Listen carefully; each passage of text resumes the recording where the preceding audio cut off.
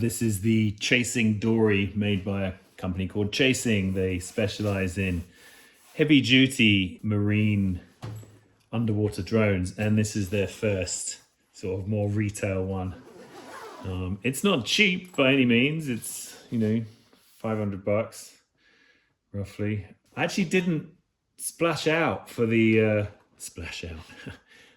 for the controller, but it came with one anyway. It was an extra $100, and the bag, and I chose not to have the backpack and controller, but I'm so glad I did, because the app, controlling it on your phone is a little difficult, I have to say. So definitely spring for the controller. I mean, it's a pretty decent backpack as well. So you get this cool little towel, because obviously it goes in the water, and when you pull it out, it's wet, so you can dry it off. So here's the controller. The actual unit is in here. This is Dory. The way it works is, this is obviously the drone. Attached to the drone is a 15-meter cable, which attaches to this. To connect it, it's really easy. You have this massive 15-meter cable. One end goes in there, other end goes boom. So you've got 15 meters of cable. There are two 250 lumen lights on the front. It's very bright.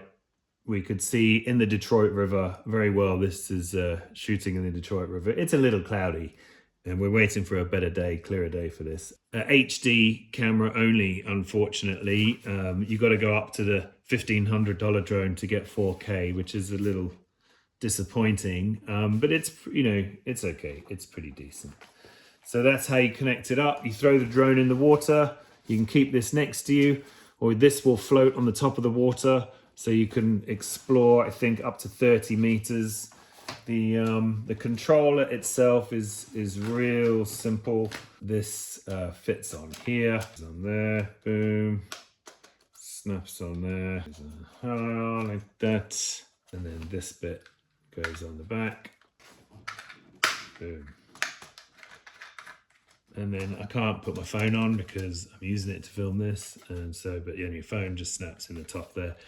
And then it talks to the drone through Bluetooth. That floats on the top of the water. This is under the water, and then your phone is receiving signals from this.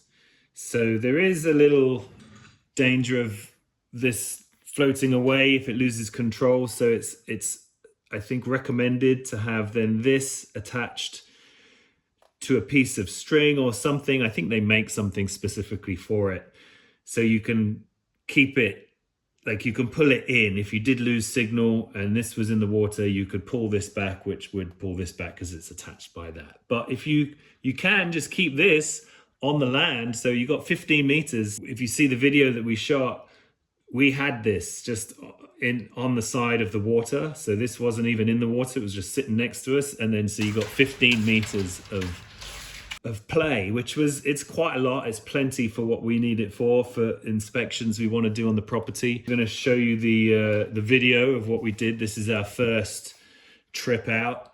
The app's a little bit clunky. It's not great, but it works. And like I said, when you connect up the controller, your phone sits on the top, just like any other drone, really. It took a little bit to get to learn the controls. It's pretty cool. I think I would recommend it if you want to have a look underneath, if you live near some water. And this is our first trip out, what you're seeing now. And within 2 minutes of sticking this thing in the water and figuring out the controls, like I said, on the phone, it's almost impossible to control, I have to say. So definitely spring for the additional controller, because it's very complicated.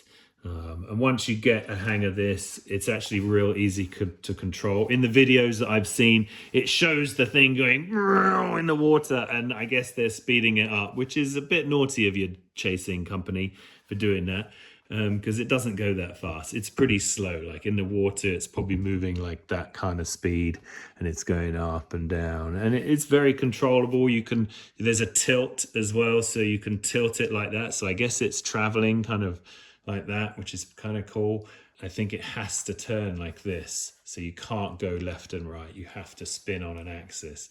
It's not like a regular drone, obviously, because it's in the water, but we got some pretty amazing pictures from, $500 drone, instead of having to get scuba diving and, go and retrieve this, what looks like a ceramic planter part. We've got some other things in the water. I know that they're down there because I dropped them in. So we've tried magnet fishing, that didn't work. So we're going to try and recover some of the items with this drone. So stay tuned, subscribe to the channel, and we might even think of updating this drone to the next one up, but that's another $1,000. So we'll see if we can recover some items, and if we do, maybe we'll put that towards the next drone up, because it does get, the drones get a lot better.